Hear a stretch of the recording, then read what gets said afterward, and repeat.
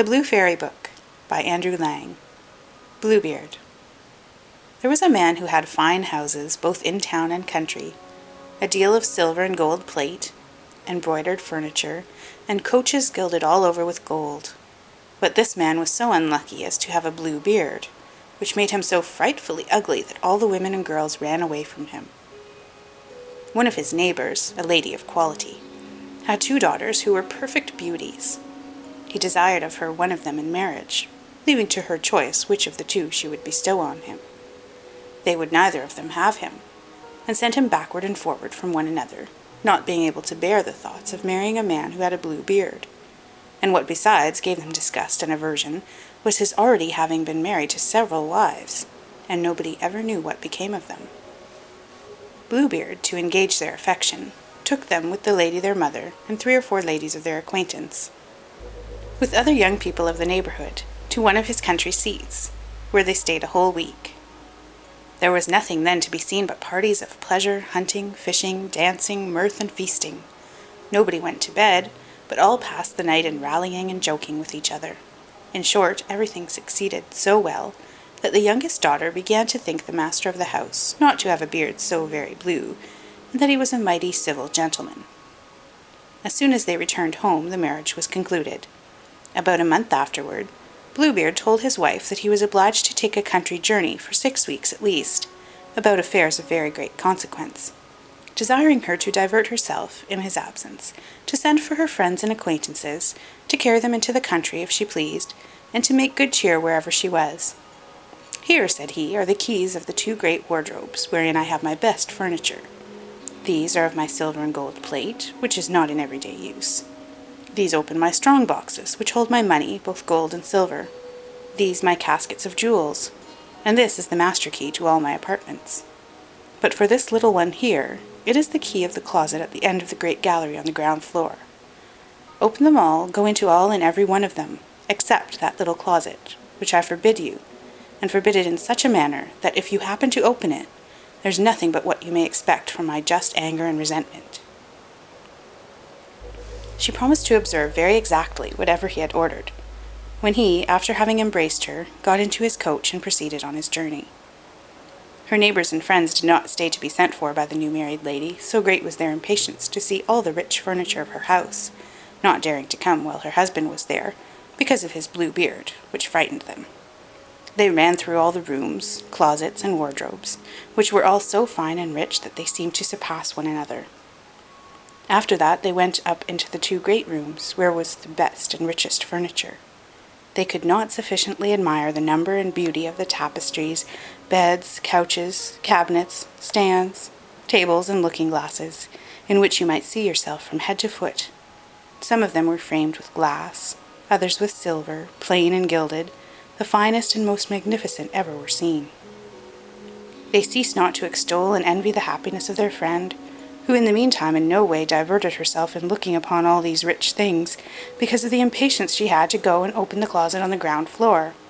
She was so much pressed by her curiosity, that without considering that it was very uncivil to leave her company, she went down a little back staircase, and with such excessive haste that she had twice or thrice like to have broken her neck.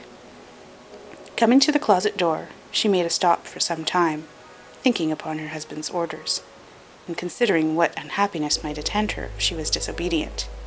But the temptation was so strong she could not overcome it. She then took the little key, and opened it, trembling, but could not at first see anything plainly, because the windows were shut. After some moments she began to perceive that the floor was all covered over with clotted blood, on which lay the bodies of several dead women, ranged against the walls. These were all the wives whom Bluebeard had married and murdered one after another. She thought she would have died for fear, and the key which she pulled out of the lock fell out of her hand. After having somewhat recovered her surprise, she took up the key, locked the door, and went upstairs into the chamber to recover herself. But she could not, she was so much frightened. Having observed that the key of the closet was stained with blood, she tried 2 or 3 times to wipe it off, but the blood would not come out. In vain did she wash it, and even rub it with soap and sand. The blood still remained, for the key was magical, and she could never make it quite clean. When the blood was gone off from one side, it came again on the other. Bluebeard returned from his journey the same evening, and said he had received letters upon the road informing him that the affair he went about was ended to his advantage. His wife did all she could to convince him that she was extremely glad of his speedy return. Next morning he asked her for the keys, which she gave him, but with such a trembling hand that he easily guessed what had happened.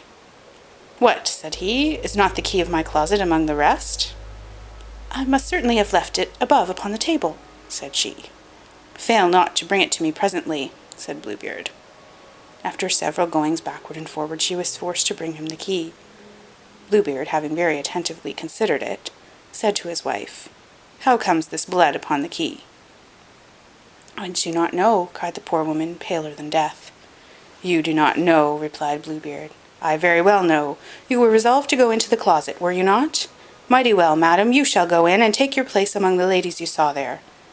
Upon this she threw herself at her husband's feet, and begged his pardon with all the signs of true repentance, vowing that she would never more be disobedient. She would have melted a rock, so beautiful and sorrowful was she, but Bluebeard had a heart harder than any rock. "You must die, madam," said he, "and that presently." "Since I must die," answered she, looking upon him with her eyes all bathed in tears, "give me some little time to say my prayers." "I give you," replied Bluebeard, "half a quarter of an hour, but not one moment more." When she was alone, she called out to her sister, and said to her, "Sister Anne," for that was her name, "go up, I beg you, upon the top of the tower, and look if my brothers are not coming over. They promised me that they would come today, and if you see them, give them a sign to make haste." Her sister Anne went to the top of the tower, and the poor afflicted wife cried out from time to time, "Anne, Sister Anne, do you see anyone coming?" And Sister Anne said, "I see nothing but the sun, which makes a dust, and the grass, which looks green." In the meanwhile, Bluebeard, holding a great sabre in his hand, cried out as loud as he could bawl to his wife, "Come down instantly, or I shall come up to you." "One moment longer, if you please," said his wife, and then she cried out very softly, "Anne, Sister Anne, dost thou see anybody coming?" And Sister Anne answered, "I see nothing but the sun, which makes a dust, and the grass, which is green." "Come down quickly," cried Bluebeard, "or I will come up to you." "I am coming," answered his wife, and then she cried, "Anne, Sister Anne, dost thou not see anyone coming?" "I see," replied Sister Anne, "a great dust, which comes on this side here." "Are they my brothers?" "Alas, no, my dear sister, I see a flock of sheep." "Will you not come down?" cried Bluebeard. "One moment longer," said his wife, and then she cried out, "Anne, Sister Anne, dost thou see anybody coming?" "I see," said she, "2 horsemen, but they are yet a great way off." "God be praised," replied the poor wife joyfully. "They are my brothers. I will make them a sign, as well as I can, for them to make haste." Then Bluebeard bawled out so loud that he made the whole house tremble. The distressed wife came down and threw herself at his feet, all in tears, with her hair about her shoulders. "That signifies nothing," says Bluebeard. "You must die." Then, taking hold of her hair with one hand, and lifting up the sword with the other, he was going to take off her head. The poor lady, turning about to him and looking at him with dying eyes, desired him to afford her one little moment to recollect herself. "No, no," said he, "recommend thyself to God," and was just ready to strike. At this very instant there was such a loud knocking at the gate that Bluebeard made a sudden stop. The gate was opened, and presently entered 2 horsemen, who, drawing their swords, ran directly to Bluebeard. He knew them to be his wife's brothers, one a dragoon, the other a musketeer, so that he ran away immediately to save himself. But the 2 brothers pursued so close that they overtook him before he could get to the steps of the porch, when they ran their swords through his body and left him dead. The poor wife was almost as dead as her husband, and had not strength enough to rise and welcome her brothers. Bluebeard had no heirs, and so his wife became mistress of all his estate. She made use of one part of it to marry her sister Anne to a young gentleman who had loved her a long while, another part to buy captains' commissions for her brothers, and the rest to marry herself to a very worthy gentleman, who made her forget the ill time she had passed with Bluebeard. End of Bluebeard.